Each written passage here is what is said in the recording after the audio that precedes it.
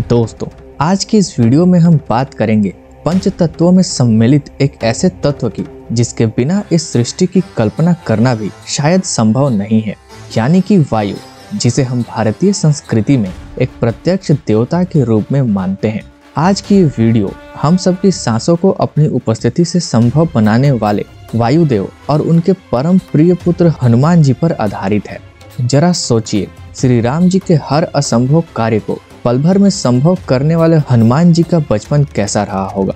दोस्तों, इससे पहले कि हम अपने वीडियो में आगे बढ़े, उससे पहले अगर आपने हमारे चैनल अपना अस्तित्व को सब्सक्राइब नहीं किया तो इसे सब्सक्राइब करके बेल आइकन को अवश्य दबा लें, ताकि आगे भी आपको हमारे चैनल से ऐसे ही ढेरों सारी हिंदू धर्म से जुड़ी कहानियों की जानकारी मिलती रहे। दोस्तों, अगर बात करें महाबली हनुमान की बचपन की, तो वो भी ठीक वैसा ही था जैसा आज हमारे और आपके घरों में एक छोटे से नटखट, शैतान और चंचल स्वभाव के बालक का होता है। उनका जन्म वायुदेव के आशीर्वाद से हुआ था, इसीलिए उनमें भी वायु के समान गति थी। और गति के साथ साथ वायु का एक और प्रबल काम होता है, चंचलता, जो हनुमान जी में भी भरी पड़ी थी। कहते हैं कि एक बार उनकी माता अंजना सुबह सुबह किसी काम में व्यस्त थी, जिसकी वजह से हनुमान जी को कुछ खाने के लिए देने में थोड़ी देरी हो गई। कौतूहल से भरे हनुमान जी खेल रहे थे, तभी उनकी दृष्टि आकाश में उगते सूर्य पर पड़ी। उन्हें लगा कि ये तो वही सुंदर सा फल मालूम पड़ता है जिसे मेरी माँ मुझे लाकर देती है। माँ को किसी काम में व्यस्त देख उन्होंने सोचा कि आज मैं खुद ही फल ले लेता हूँ, और अपने अंदर की शक्ति को लगाकर वो सूर्य को फल समझ उसे खाने के लिए उसकी तरफ निकल पड़े। वायुपुत्र होने की वजह से वो उसी वेग से उड़ते हुए आकाश की अनंत ऊंचाइयों को पार करने के बाद अंततः उन्होंने सूर्य को निगल लिया। जब ये बात देवताओं के राजा इंद्र को पता चली कि किसी बच्चे ने सूर्य को निगल लिया है, तो उन्होंने हनुमान जी से सूर्य को वापस उगलने का आदेश दिया। इंद्र के आदेश भरी बातों को सुनकर बालक रूपी हनुमान ने इंद्र का भी मजाक उड़ाते हुए कहा, ले खुद निकाल ले। एक बच्चे की उपहास भरी बात सुनकर इंद्र को क्रोध आया और उन्होंने हनुमान जी की नाभि को निशाना बनाकर दुनिया का सबसे घातक अस्त्र वज्र चला दिया।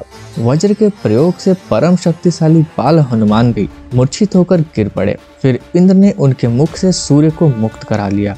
सूर्य के मुक्त होते ही पूरी सृष्टि वापस उजाले में लौट आई। लेकिन इससे भी बड़ी समस्या ये आ गई कि जैसे ही हनुमान जी की मूर्छित होने की खबर उनके पिता वायुदेव को मिली, तो उन्हें भयंकर गुस्सा आया और उन्होंने क्रोध से भरकर अपनी गति को रोक लिया। वायुदेव की गति रुकते ही सारे संसार में हाहाकार मच गया।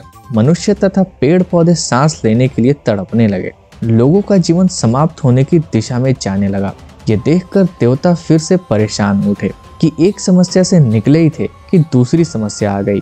सारी परेशानियों को लेकर देवता ब्रह्मा जी के पास पहुंचे और उन्हें इस नई समस्या के बारे में बताया। देवताओं की बातें सुनकर ब्रह्मदेव ने मूर्छित पड़े हनुमान जी के पिता वायुदेव को बुलाया और एक नैतिक न्यायप्रिय व्यक्ति के नाते क्रोधित वायुदेव का पक्ष जानना चाहा। क्रोध से भरे वायुदेव ने ब्रह्मदेव से कहा कि प्रभु, हनुमान तो छोटा सा बालक है, उसने किसी भी बुरे इरादे से सूर्यदेव को नहीं निगला था। ये तो उसके अंदर के चंचल जिज्ञासा ने उसे सूर्यदेव को फल समझकर निगलने के लिए आकर्षित किया। वायुदेव की बातें सुनकर ब्रह्मा जी ने इंद्रदेव को आदेश दिया कि सबसे पहले वो वायुदेव से अपनी गलती के लिए क्षमा मांगे। फिर ब्रह्मा जी ने वायुदेव से कहा कि अब तो इंद्र से गलती हो गई है, परंतु मैं तुम्हारे बालक को आशीर्वाद देता हूँ कि इसके ऊपर वज्र का कोई भी प्रभाव नहीं पड़ेगा। आज से तुम्हारा बच्चा अजर और अमर रहेगा। ब्रह्मदेव के आशीर्वाद देने के बाद बाकी देवता भी वायुदेव को प्रसन्न करने के लिए हनुमान जी को आशीर्वाद देने लगे, जिसमें सबसे पहले इंद्रदेव ने आशीर्वाद देते हुए कहा कि मेरे वज्र के कारण तुम्हारे हनु को थोड़ा नुकसान पहुंचा है, लेकिन मैं तुम्हें वरदान देता हूँ कि पूरे विश्व में तुम्हारा मान तुम्हारा ये हनुमान ही बढ़ाएगा और आज से तुम हनुमान के नाम से जाने जाओगे। और उसी दिन से पवन पुत्र का नाम हनुमान हो गया।